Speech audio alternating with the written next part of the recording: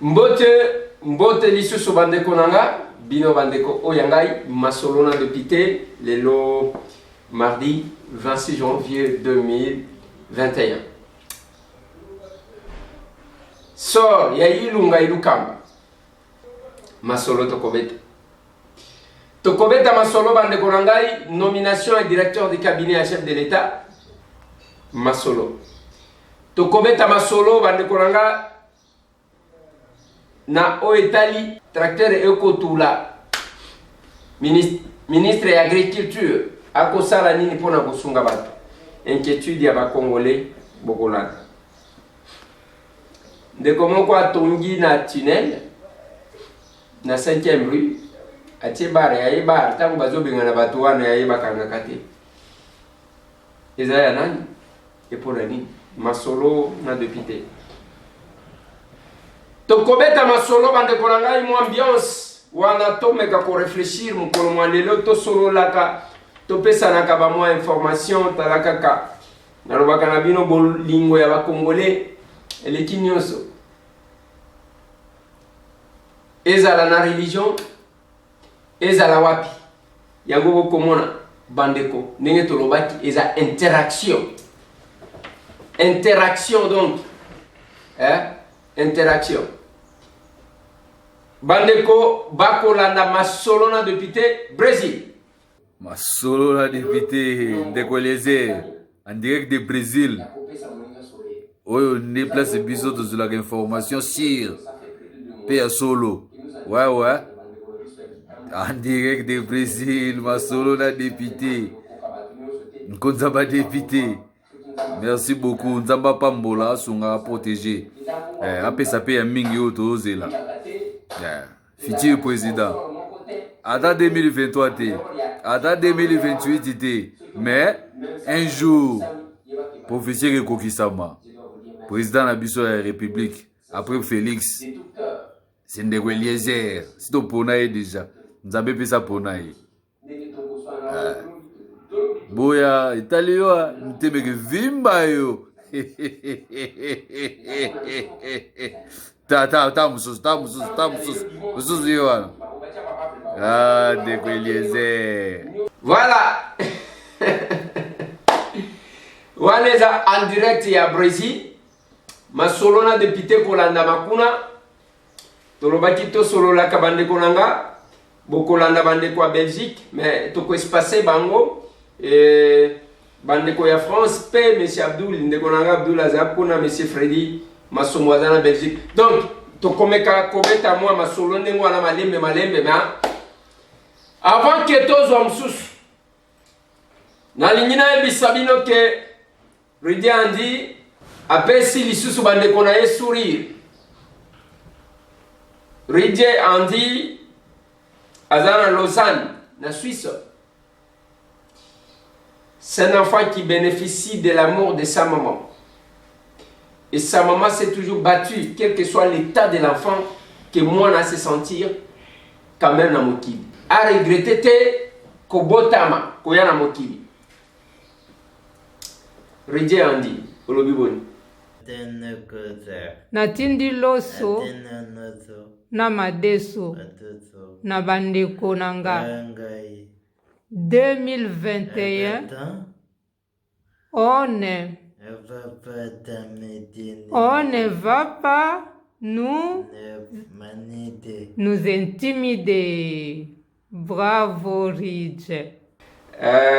Pesa moninga sourire. Ridge Andy, ça va? Courage, na sepela pe komona yo. Ça va? Voilà bande konangai.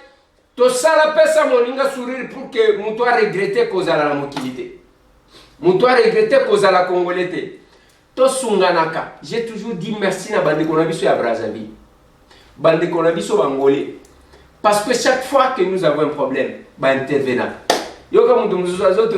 Eliezer yo baboti na yo bazalaka wapi? Papa na yo na mama na yo bazalaka wapi? Papa na gana mama na gai bazalaka na Rwanda. Tuna lisusu. Ya yo baboti to yeba ka place bazali. Lokola ozala posa ya OCP la. papa nanga na mama nanga baza na Rwanda, baza ba James Kabarebe, ba noko ya ba Kagame, c'est tout ce que vous... petitesse d'esprit. Tokende na débat de fond. Tokende na débat de fond. De les herbes, babo tu na baza papa na mama na baza baza na Rwanda. Baza zelana lugana ngombo. Baza ba kafurumweto. En tout cas, les médiocres ont un problème. Un problème. Mais des fois, quand tu regardes l'âge de la personne, donc,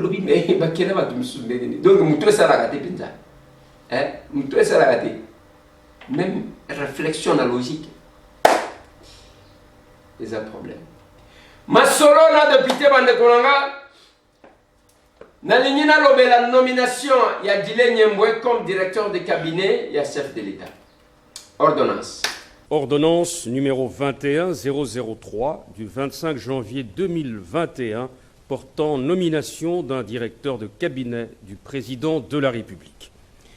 Le président de la République, vu la Constitution telle que modifiée par la loi numéro 11002 du 20 janvier 2011 portant révision de certains articles de la Constitution de la République démocratique du Congo du 18 février 2006, spécialement en son article 79.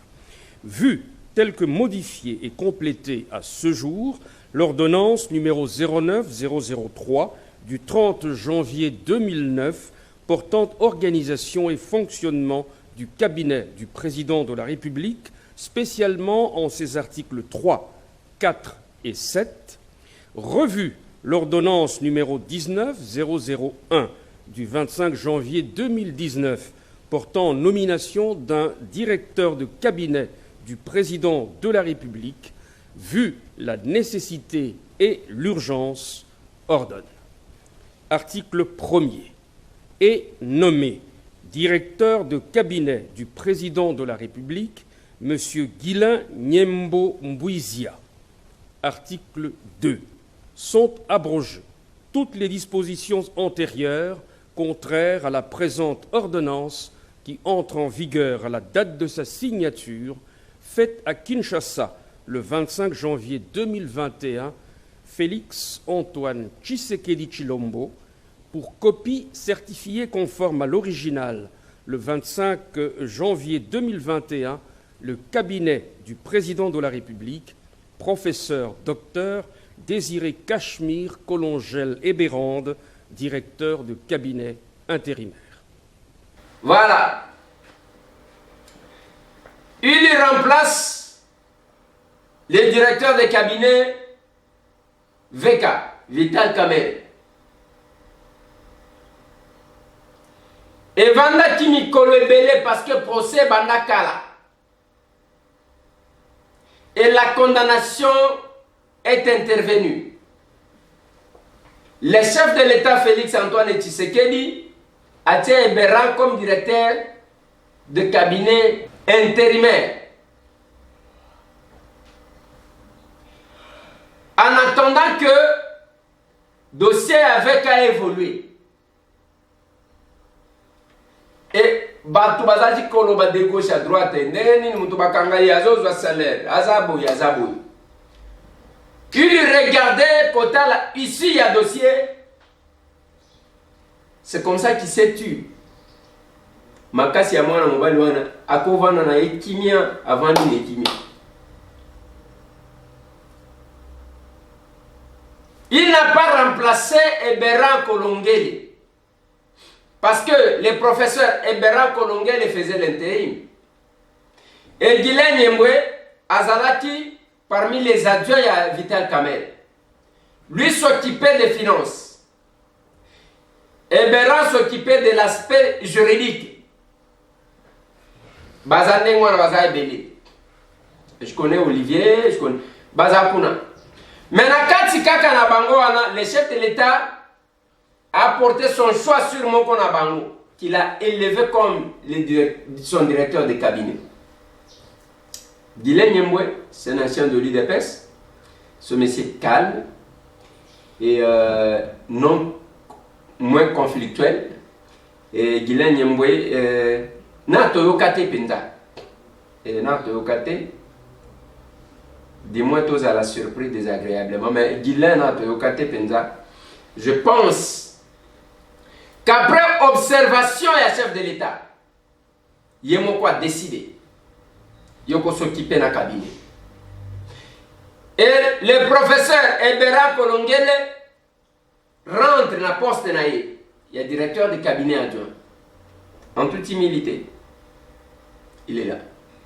Ils vont se compléter. Et à début, il y a Nini. Est-ce qu'on va garder le même personne? Est-ce que le chef de l'État va diminuer le nombre? Ça tirait dans tous les sens. Vidja Alobi a 122 ans de l'opposition.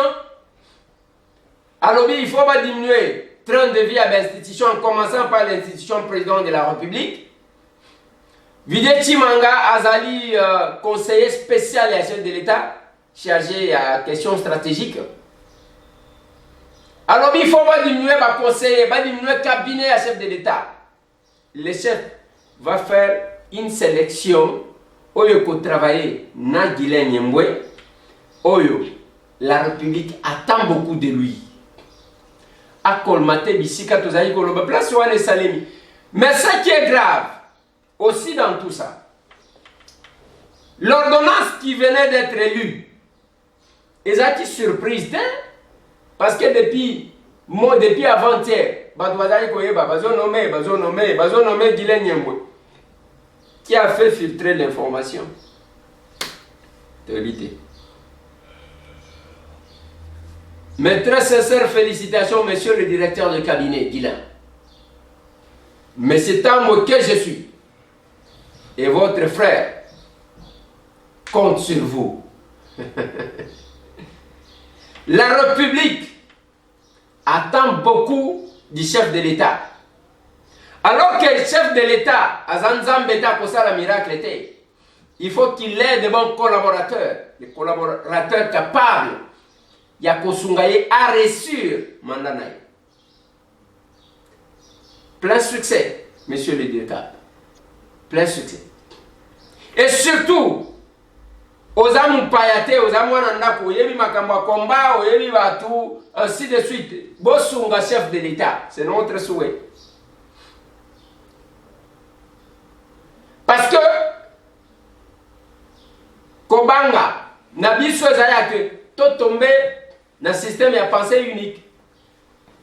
Il y a que ceux qui et le c'est ça le système. Finger à droite, finger à gauche, finger à droite.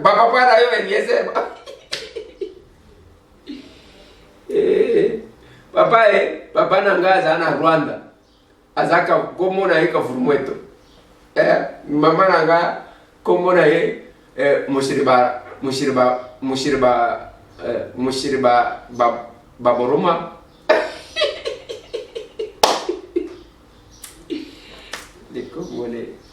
Pendant que la République est en possession d'une idée, ton personne n'a qu'à il y a les gens qui descendent de la Macanico.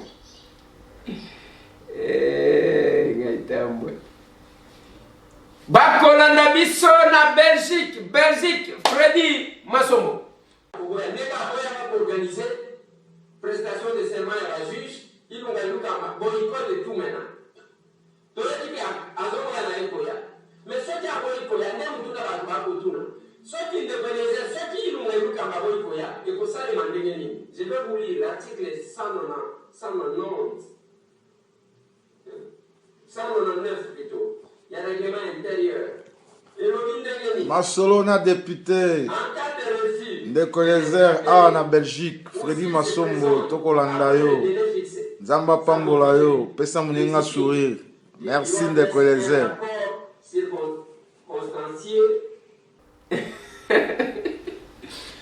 Merci beaucoup. Mbote na bande koto bazana Belgique. Bomoni li puta oyo. Oyo maman Luisa Pesinga. Omoni maman Luisa oyo. Bomonaki na hospice de vieillard. Muto akabelinga li puta oyo. Alors binde Kolezer. na lingi kaka oyo akozwa liputa oyo batongela yo olataka yango na monaka yango et puis apesi nga signification alobi omoni eza monyama nde batia mpona kokanga obe bambisi kokanga bambisi wana nalingi okangaka bambisi mikolo nyonso. Merci beaucoup ma maman. Maman Louise ekomaki. Merci beaucoup. Opesi nga sourire maman Louise. Okoyeba te comment ça m'a marqué. Nakotinda ngwe pa Bichilix c'est pour que batongelanga bien. Bichilix mode. Nazotinda yango donc couture moko ya bien ya makasi. Okotongelanga loko les ali puta mobimba. Maman Fifi Bachal o proposer les ngani okotongelanga na liputa na ngayo. Merci beaucoup maman Louise. Ezandenge wana bande konanga. Place succès na directeur de cabinet. Total à équipe nae parce qu'elle a constitué certainement équipe Yassika. Batiaki Batuka Kandengwan, nous avons besoin de gens qui travaillent et non besoin de gens qui se mettent au coin. Il y a global. Après, si vous tous en dollars, finir les airs. Yo à la fille. Les airs, yo. Oh, d'ailleurs, aux armes en position T. Et Rwandais. Dans l'hôpital, Tabamsus. Tabamsus. Tabamsus. Tabamsus. Non, aux autres tournes. Tabamsus. Eh?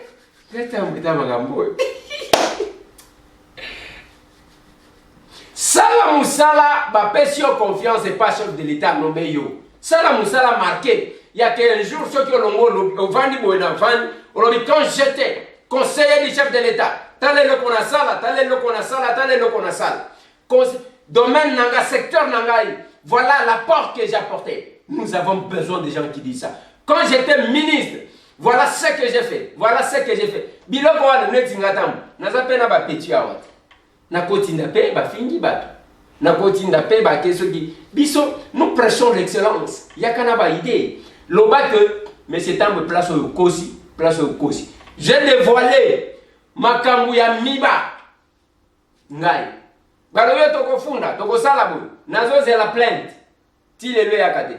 La miba évolue comment? Qu'est-ce qui se passe là-bas, la Miba? Bolanda qui va jeune ya Lucha après intervention nanga. Ça si mes akuna kasa ezo kufa kasa oriental ezo kufa.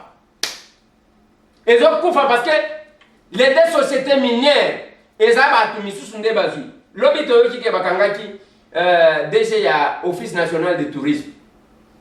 Na kitaka esika wana. Comment na bandeko?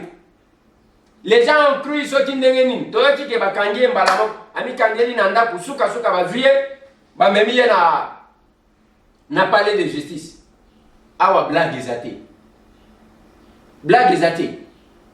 quand les gens prétendent être avec le chef de l'État ba dénoncer détournement ba dénoncer mabezo salim mais on va utiliser les gens qui prétendent être de riz d'épaisse avec le chef de l'État pour qu'il va couvrir Batouara, on va payer $100. Est-ce que c'est normal? Donc, tant que vous avez peut-être à Zolo, vous avez un hôpital.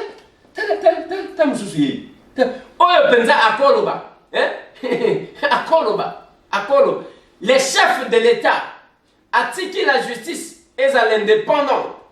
C'est tout pour nous traquer les malfaiteurs. Mais quand on vient vers vous pour chercher une couverture, et vous me dites, moi, tant que là, vous me dites que yoza mona Tshisekedi. Bon, vous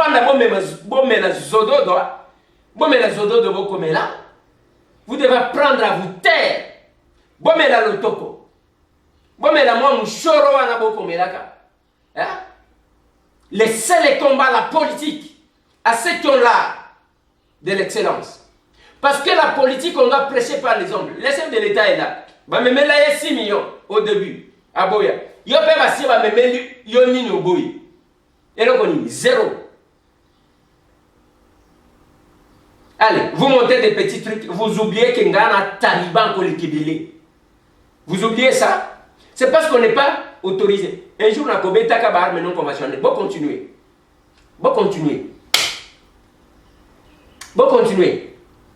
Na combien d'abord mon quoi mkolo mon quoi. Et on se connaît. Ngana ko beta mi selekete oita biso banzokoti na ko beta ka kuna tan Akoyi.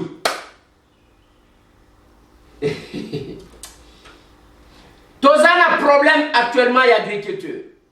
Nazolo bela kanga najika o bato ndeko moko beninga. Ndenge nini yo kamanga najika ozongo lokola ya yo. Ndenge na zongo lokola yanga parce que ça s'appelle une distraction pure et simple. On ne va pas voter le député sur un projet Yakokata province, to Yako séparer territoire comme si c'était Bakatakatanga. Là, ça ne va pas. On vote les députés pour le bien-être de la population, que cette population-là est à la représenter. J'ai toujours déploré, condamné mon collègue Adolphe Mouzito, l'ancien Premier ministre. Mouzito, ce qui va éviter, na Congo, oyo, mutuba vota lokola Mouzito azate. Mouzito azwa katikati ya bavwa nyonso ya Kikwiti, katikati, yemo kwazu. C'est comme ça que Makambu Yasse est à la qui était. Il a été proclamé élu. Fumumpa, Fumunchi, Fumumpa, Fumunchi. Et aujourd'hui, il ne siège pas. Batindaki, nini Mouzito azwa na mute na vinani. Azwa Makambu. Azwa mbongo. Mouzito azwa, comme premier ministre, Azalaki ministre, ceux qui a financé, Azalaki, ceux qui inspecteurs et finance. Partout là, Mouzito était là. Ce n'est pas moi mbongo mukeo ya ki député ndeko changer vinani. Mais population ya Kikwit, oh balobaki Fumumpa. Maintenant qu'il n'est pas là, qui défend les intérêts Yabana Kikwit? C'est la question. Et yo va voter yo na ngandashika. Batinda ki oteke oya ko sala kikatakatanga awa. So ki kikata ngandashika awa, nalobaka que ngandashika soki ba tracteur ezali. Mbushima iwana bakolia masangu bakoluka na katanga te. Mais il y a les tracteurs qui chôment. Le ministre de l'Agriculture a dit qu'on peut s'en battre. A dit ça va qu'on ça la marche. Na lingi nazwa boyo kaneko moko avant que tu continues, tu développer les Cameroun. Ça fait au moins plus de 2 ans que nous avons formé des jeunes, des jeunes, et les gouvernements travaillent sur la jeunesse d'employés 8 hectares. Sur les 5 000 hectares ici à Kizan pour les jeunes. Et c'était à la charge du ministère de l'Agriculture qui devait nous octroyer des cartons de semences et de voitures. Mais ça fait plus de 2 mois que rien ne s'est fait. Alors que le ministère a des tracteurs qui sont dans un site privé qui fait marcher beaucoup de temps, fait Mabana, à Borolo. Alors on a toutes les preuves. Et eux-mêmes travaillent pour d'autres autorités et les étrangers. Ils font l'argent. Et alors que le projet local et la jeunesse n'ont pas les tracteurs. Alors, vu les Congo aujourd'hui classés parmi les premiers pays au monde, là où il y a des gens qui ont trop faim, des 15 000 de la population de la famille, vu aussi que les jeunes veulent travailler avec le secteur maladie de la COVID-19, nous les jeunes, nous sommes décidés d'aller faire un sitting pour les ministères de l'Agriculture, pour que nous devons plus que 10 tracteurs parmi les quarantaines, les tracteurs qui changent au niveau du ministère de l'Agriculture, pour que les jeunes puissent avoir l'emploi, travailler et que nous serons au premier rang, nourrir la population. Voilà. Wana ezali kamouya ba tracteur, plus de 40 tracteurs et chômés. Mais c'est là qu'on pouvait se tenir. Tolobito bunda, totinda nangandaje kata 5 tracteurs. Batu bako kata kabilanga bwena Congo. Nzela ezate yako kende mbujimai. Et aujourd'hui, ces gens-là qui ont géré pendant plus de 12 ans la province du Kasaï oriental, comme il y a des défenseurs, tantôt, non voilà, biso, il faut engager pour des raisons. Et puis les gens comme des défenseurs et Jean-Marc Kaboum, les flatteurs et modèle one. Est-ce que Jean-Marc a besoin d'être défendu et pas Batoulogo là-bas? J'ai beaucoup entendu, j'ai beaucoup encaissé, j'ai beaucoup entendu. Je vois une agitation terrible. Il y a Batou, les gens qui se contredisent. J'ai même suivi de Konanga, Vujé Tima. Na nini de presse na iwa. Conférence de presse na iwa. Hey, Batou Balo Bateke, Batou Moussoubayate. Vous avez les têtes que vous ne supportez pas. Bisoto Yebi. Parce que tout ça canabino.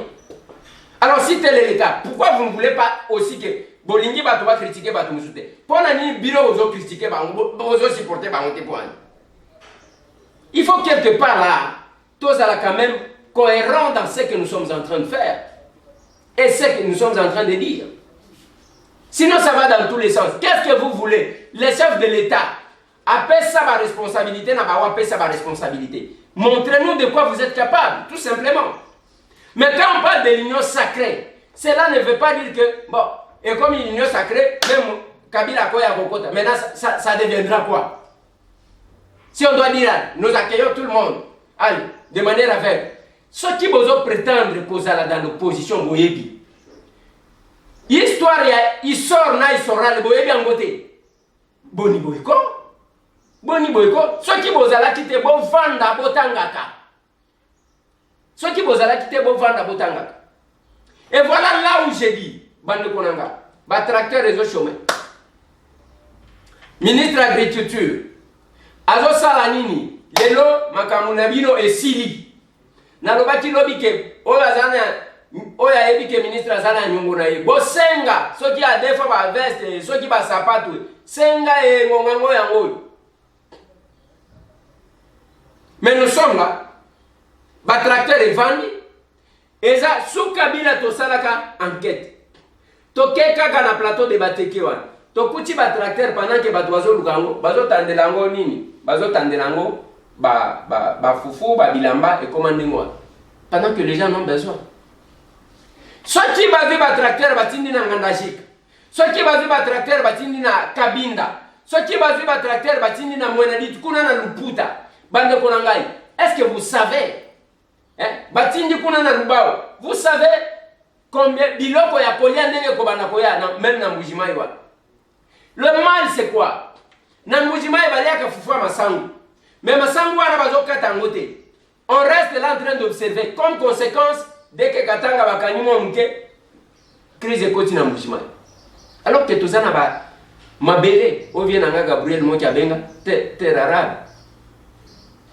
Les nouveaux mariés viennent à Gabi. Viennent à Gabi, n'a pas de champagne pour nous pangouana. Viennent à Bossanité. Attention qu'il y a un mariage, je vais inviter petit naïo. Masolo n'a de pité. Masolo n'a de pité. Monsieur le ministre de l'Agriculture, bien qu'il y ait eu ici, le moment est venu à poser le bilan pour nos membres du gouvernement. Le temps que vous avez passé à la tête de tel ou tel autre ministère, qu'est-ce que vous avez fait? Et je le dis toujours. Nalobaka Konanga Jamal, Nalobaka Konanga Augustin Kabouya, Nalobaka Bango une chose. Bino ne vous kamba parti. Ngata mona ko na télévision tena no baguette. Ngana ebani na chef de l'état. Ngapena no bagana chef de l'état. Tal, nazana même voix que bino ngana mona kamoko jamboka na télévision. Augustin Kabouya, mwana bouté et Jean-Marc Kaboun 520 gigas maître nageur Azawana bino de bozana chef. Même au sein de l'UDPS, que ce soit à Libanda, que ça soit à vous qui a des compétences. Avant de proposer les noms de gens pour le prochain gouvernement, vous évaluez dans le Yabiso Oyo. Je n'ai rien contre qui que ce soit. Soit qui vérité même de soit bino, Bolimbi Sanga, je sais. Bon, Naïbi, même ma petit mousso Bafinga Gabiso. Naïbi, quelle relation vous avez avec Nabango, Naïbi. Mais ils ont bien été. Tu sais qu'il ne nous a pas appris l'insulte. Il y a un moment où on a exploiter médiocrité comme qualité. C'est pas possible. Nalobi Boy, avant de proposer ma combo, mais c'est un monnaie d'alia. Je vais remplacer tout le monde. Je vais dans Gozala. Ngamongo wana ministre ya budget, ministre ya agriculture, ministre ya santé, ministre de sokianine, mais je dis tout simplement, prenez quand même les meilleurs d'entre nous. Les gens capables de faire parler le ministère, ceux qui battent Moutoudon, osent sentir que le ministère va solo. N'appelle ça Kabila un exemple. Sous le régime Kabila, va nommer un mandataire. INPP zalaki placé à question qui va sanctionner Moutou Batindi. Le monsieur qui est là, Chikouya, a fait parler de l'UNPP. C'est tout le monde qui a envie d'aller dans l'UNPP. Boye bien fort, Moutou Sanité, Moutou na étoile na yazan étoile na ye.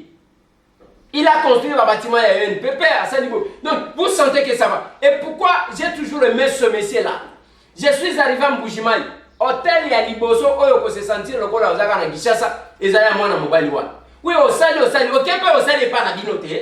C'est ça la bonne politique. C'est l'unique point nga na féliciter à Matata. Oh nga na monaka. Asali sur le plan national. Asali quelque chose et pas là-bas. Aéroport ya Malam ezakuna, les lots terrain à foot à part Kinshasa ezakuna na Kindu et puis asali moi hôtel na ye propre, asali moi école na ye, asali moi hôpital et ainsi de suite. Hier, j'ai discuté avec papa Mokwa Beninga en France. Alors, j'ai toujours aimé tes analyses, mais je ne suis pas d'accord avec toi sur un point. Nalobini ni papa. Pour le bateau qui pour la pandémie, ton hôpital, même ici en France, Nalobi papa. Il faut qu'on y va. Si les privés peuvent construire, si ceux qui ont la logique, mais nous avons vu quand même, où il va déplacer qui Macron a inauguré un hôpital et à Covid-19, il y a un privé. Exactement. Donc, nous avons deux réalités différentes. Moi, j'estime que, est-ce que, oh, il faut qu'on équiper, j'ai dit oui, va équiper au plutôt nini. Et teni longo place à Zali à Yebi, Tiboé, gouvernement n'a pas quoi, ceux qui vont reconduire, c'est au cadre à UDPS, dans la Zakunate. Je ne suis pas ni le chef de l'État, ni Jean-Marc Kaboun, ni Augustin Kabouya, Bao va proposer à Kabatou, et pas chef de l'État, non chef de l'État, mon Anomaka, qui connaît tout. Alors, bah, tu as rasé l'hôpital, il y a maman Yem pour la reconstruction. Il nous a dit ça. On va garder ou continuer à équiper les hôpitaux, où il y a époque, il y a belge, ainsi de suite. Quand est-ce qu'on va construire? S'il y a un budget, vous avez appris, ngate, bagoloba mais c'est temps, IGF, attraquer teni, attraquer te, place à contraquer wana, les équipes nanine, qu'on désinfecter, parler du peuple. 800 000 dollars. 800 000. Kuna boyokaki nazo kota kuna te ke akendaki kozongisa mbongo mbongo wana ekoti kotonga hôpital na Lwebo te, mbongo wana ekoti kotonga na Mweka te, mbongo wana ekotonga hôpital te na Loja place oyo tolakisaki bino mbongo wana biso toyoka kaba million de bazoyiba. Mais ça peut se réaliser. On pouvait voir l'argent de budget ngoyo bapesi. Et quel montant on a affecté pour chaque province? Et c'est dans ces calculs-là qu'on devrait. Moi, je suis. Ngaï. David, c'est mon avis. C'est mon opinion. Il n'y a que pendant des moments comme ça, il faut tout tikalana bilimu. Il faut tout tikalana bilimu. Sana. Les hôpitaux de Batonga pour nani. C'est pour une maladie. Pour la lèpre, ils ont un hôpital Batonga. Ceux qui t'ont pour la pandémie, après, va désinfecter. Et l'hôpital, on est pour servir. Ce n'est que comme ça qu'on développer. C'est mon idée, peut-être que Nazan a tort. On a eu beaucoup de temps à discuter avec ces papas-là au téléphone. Et, pour lui, il faut équiper les hôpitaux qui existent. J'ai dit, bah, hôpitaux, on les qui existent. Na minute odokolo babitumbezana chofa na province ya Lomami. Bako wele hôpital balongoli batolo omoni batwilo ya kala. Ndeza ki na hôpital wana pour que bameka ko réfectionner. Bitumba ezo bimagoni. Et on va mener ça bokeko tia ba malade na ba place ya ba mire ezo kweya. Na éviter. On doit commencer par évaluer ceux qui ont été au sein du gouvernement Sylvestre Ilunga. Parce que c'est la responsabilité. Et le gouvernement a le directeur de cabinet autonomie. Aujourd'hui, le chef de l'État n'a plus besoin de se justifier que ceux qui n'ont salité, à l'obipon FCC. Mais proposer quand même au chef les pions qu'il faut. Des fois, le chef a une difficulté à Yakobo. Le loi pour lui directeur de cabinet, c'est lui-même. Même son cabinet. Je suis très sûr que ils ont quand même bien. Masolo. Masolo n'a député. Pendant 7 ans, nous devons féliciter Batobazo se félicite biso ba léopard. Lobby c'était quand même moi esengo bien que bakangi babar ba 19h ba traquer batu bokanga batu bake kolanda. Ba musupe ba sayante taki na mona ki bango. Mais ana bar moko na 5e rue. D'abord ba tongango na tunnel et puis bar wana ezokende tina tongo bazotuna. Mon général Silvano Kasongo ba pesho rapporter na 5e rue industrielle. Nde bar wana ezaya nanyo. Ezaya Bentouchar. Boyebe no kosala ke ba 207 ici la tena Kishasa. Tant le gouvernement est en circulation esprit de vie, ba 207 o etikala mingi ezalaki ya colonel, ya général, ya colonel. Yango moni ba kumba ka bazo mela dodo bazo za basansi unique baza kuna te. O kangaye ko yoka ka coup de filotique. Les jours qu'on va interdire ça, de cause à la malade. Masolo non de pité. Ndenge kolandama à travers le monde ndenge bokomona même bana mike wana bakotala eza ndengwa boyebi ke lobi tokendaki kosilisa nyongo ya mokolo tokendaka kisantu tokutaka ndeko moko babengi papa Roger avandi na kamwa zamba moko boy azosenga aza personne avec handicap na mabele wana tokiti tomonier. On lui a promis de lui amener une chaise roulante. Hier, on a envoyé notre équipe. Bah, Mélie et moi, chaise roulante. Moi, l'osso, moi, soso, moi, mafuta. Moi, mouké, pour nous kene kosungaye.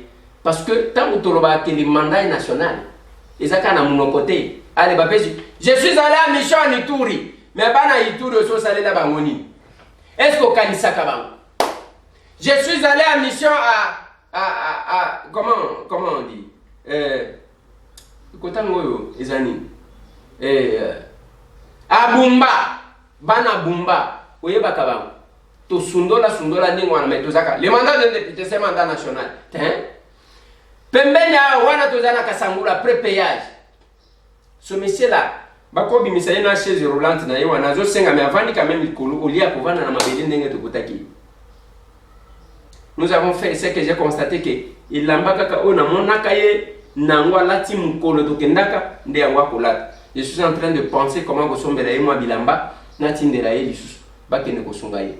Mais la descente de notre équipe sur place.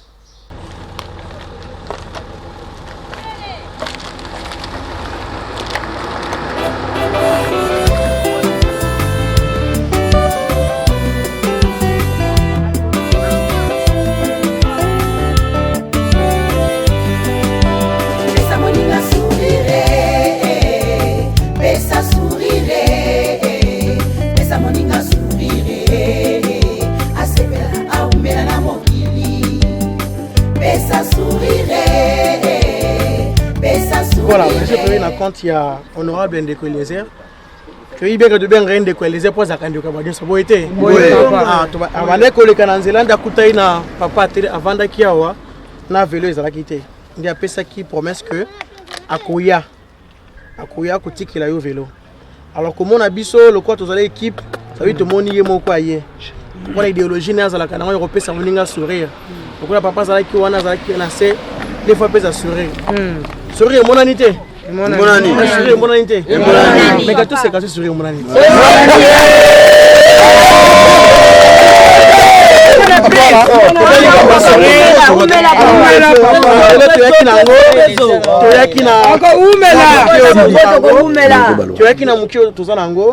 Alors, tozo matalikolo lokola tozo solo na nzela te lokola bandeko no bazali tozo matalikolo omona biloko toyaki nango totikila yo po tokende mais tokei pona kokende libela nga pe na sepeli yaya nzamba kambola bino na bino liboso ndenge boyelinga kiti pona kwanela na tambula merci yango wana kana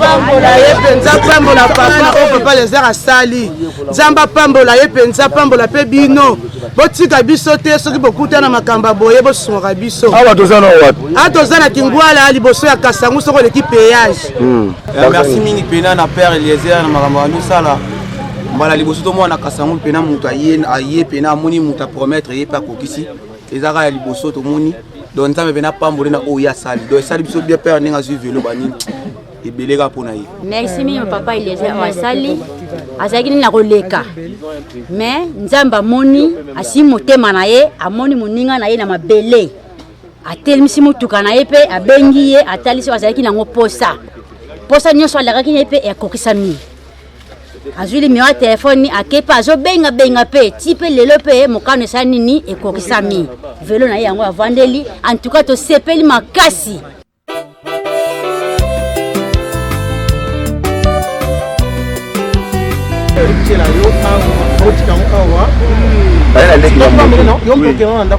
Tokomema na ndako papa.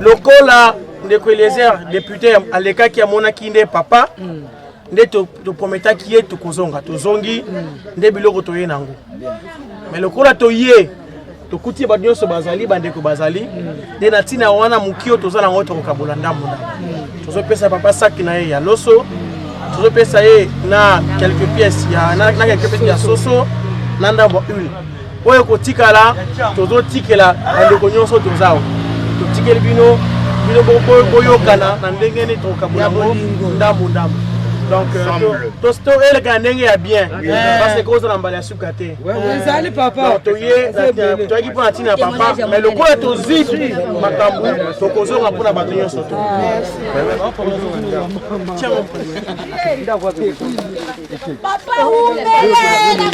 tala na mafuta yangu wana topesi tiki basoso na huile yango na 200 tosalango malem ezaka idéologie epesa moninga su tosekata ndambu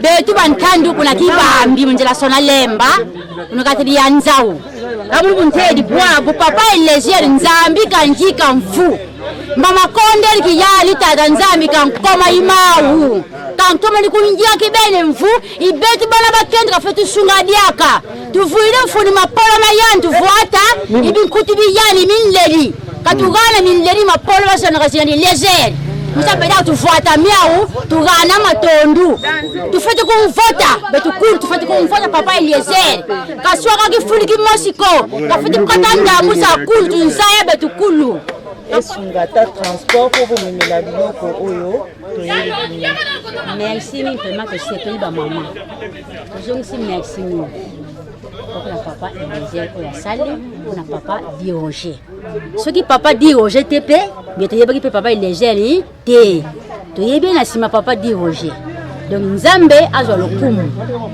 oya sali pour na biso mais abosa na biso te asala ya mingi po to voter ye po na biso ba mama na lobaka na répéter ce qu'on a lingala ngai mama lilinga ye bana ko swali na téléphone donc to sepeli makasi ba mama esuka pe awate et continuer tozana besoin ya ba polo ba koma papa Eliezer ba jeune ba lata ba jeune mama ba lata na papa te na mama te muta ko sunga ngai aya asombela ngami na tyangai papa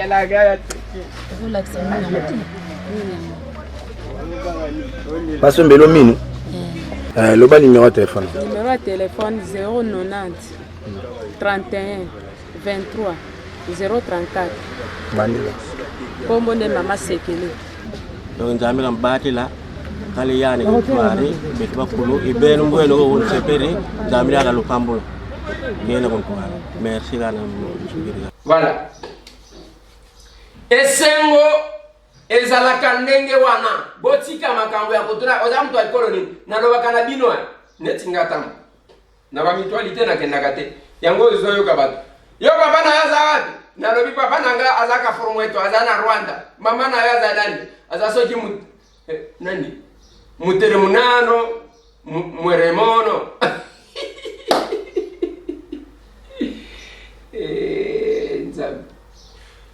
biloko ndenge wana ovandi babandika kotuna ekole esprit faible eza la même chose bovandi na bato mutu abandi koloba na munoko mboka ozotonga nani loba munoko bato nyonso bakoyoka. Je pense que c'est simple que c'est ça. D'abord pour la bonne manière tolingana bandeko na ngai tolingana et surtout biso ba député tant ozolo ba mandat eza national ba sentir penza que yo zali ko sala et loko ya ke oza député national oza mutu ya pointé. On a mené quelques petites actions dans Nord Kivu. To sali quelques petites actions na Goma. To sali quelques actions na Niragongo. To sali quelques actions na Kasindi. Parce que bato va comprendre qu'il était même le jour que nous sommes intervenus par rapport à la ratification et à la loi sur la zone libre des choses. Tolobi, attendez. Mouto a cause avion, ils ont préféré pour quitter la Kampala. À ça, la 450 km parce qu'ils les ont mal sécurisés. Pour encore à Kasindi, où ils ont à 65 km na Beni. Parce qu'ils les ont mal insécurité paille. Maintenant, qui seront bénéficiaires. Parce qu'il y a des choses qui on a parlé de ça. Heureusement, tu as ratifié, tu as renvoyé à 15 ans. On a fait montrer, quelle que soit la pression que nous subissons, nous avons d'autres réalités. Nous avons des réalités par rapport aux autres. Je pense que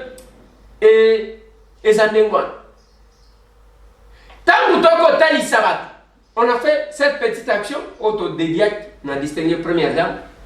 Les Akuna. Plus de 350 orphelins. Nalobi na bino na kenda ba orphelinat. Orphelinat où ils en a des béliers on a dit ça na mona keza ceux qui n'ont enseignent. Donc aux hommes on a batouana bazo kokade. Mais si comme maman oyo ya Kasindi azana 350 plus de 350 enfants. Tous les orphelins que babomi oyoki ke bakati batumitu na beni na nini bakimela Kasindi. Et ce peuple là est oublié, abandonné. Et Menzela à 65 km, Batubazoko wa Okita na Benite, mieux voir que à Kitina Kampala. Aïe à côté. Et c'est là que nous avons eu peur. Tolobi, Batouana Bakobana, Azulo, Sueutina N, a commis, Made in Zambia, a cotisé les bisous, a kofutate. Mais les commerçants, a biso, a vivre dans une société. Attention qui biloko kiti. Batouba kosoma wana maboko, il faut Batouba sala musala pour que bazo ambongo, ya kosoma biloko angwa ne kiti. Mais biloko ekokita mais ba société na biso oyo ezo engagé bato ekokanga dans le sens que ba société oyo eza na kati ba ko continuer ko futa pako mais ba oyo bazo futa libanda bazo futa pako te. C'est compliqué. Voilà pourquoi je disais on n'est pas prêt, notre pays n'est pas encore industrialisé et puis nous allons travailler pour les autres parce que tous ont la capacité à causer la concurrence actuellement. Je pense et ça les solo. To salimo action na Romami na Kabinda. Ndenge bomoni. Atoko préparer un bougement. Pesa moninga sourire. Pourquoi ça pouvait nous empêcher d'assister une personne avec handicap Pembenya? J'ai assisté à cette action pour Nandekonanga Mbaya Wamadi na Mwanaditu na cadre ya pesa moninga sourire. Après ça, personne avec handicap, moulin, banine, ainsi de suite. Je n'ai jamais oublié les pasteurs. Joseph, David Joseph, Moulin de la Malle.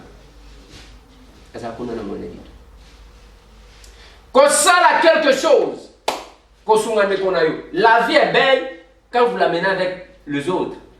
Ceux qui ont même Masanga kuna okomela nayo mais okomela ka bien te kana tuna kabatu neti ngai pachelinga biloko akolia ngamoko penza na lia ka penza te eza hata ngozo lia na ambiance wana. Voilà ce qui amène aux gens d'aller dans un restaurant mon ambiance wana ndo kolia madame mais c'est quand même compliqué. Voilà, félicitations l'équipe nangai o ekendaki honorer et engagement na biso ndenge tolobi wana plus 243 998 311 339 yango na koloba na bato omoni naza lokola mutu bakobenga mutu aliboma mpona oyo azosala mpona kokebisa bino. Je n'ai cessé d'insister de dire bandeko oyanga bandeko nanga bazali banda olingi osomba lupangu olingi orégularize badokuma na yo olingi oteka lupangu contacte numéro misatu wana baventure ezosalema awa yo somba biloko ya Facebook ondeko Eliezer namoni balakisi yo landa ozomona awa lokola poto bakoyiba yo mwana mobali oyo auti kufa auti papa mwasi na ye bamasheti biloko ya kolingalinga kaka ndiwa kondi moko alobi na nga wana ndeko Eliezer abeninga ndeko Eliezer oyebi nini babengaki bana moko bakende kosala soki bateste basengi bango $10 mpona bakende poto nalobi voilà biloko bolingaka yango wana biloko bolingaka yango wana. Je me poumonne tous les jours ya kokebisaka bino contre l'escroquerie contre muibi yo kozwa mbongo apasi mutu akozwa yo yango na pete makambo mapangu soki meme batindela yo document au chef coutumier akoma wana eza mukanda ya lupangu te lukanda nga ko régulariser l'avantage na ba numéro nazo pesa bako vérifier est-ce que si tango balingi bateka eza na conflit te eza quartier ya teke bakoya kobuka après est-ce que bazozwa musala wana voilà pourquoi basenga kabino ba frais de déplacement parce qu'il faut kende kuna atali site akena bureau ya l'état abandi ko vérifier bato wana bakotala ye pamba te ici c'est le Congo mutu wana ko vérifier le yo pamba te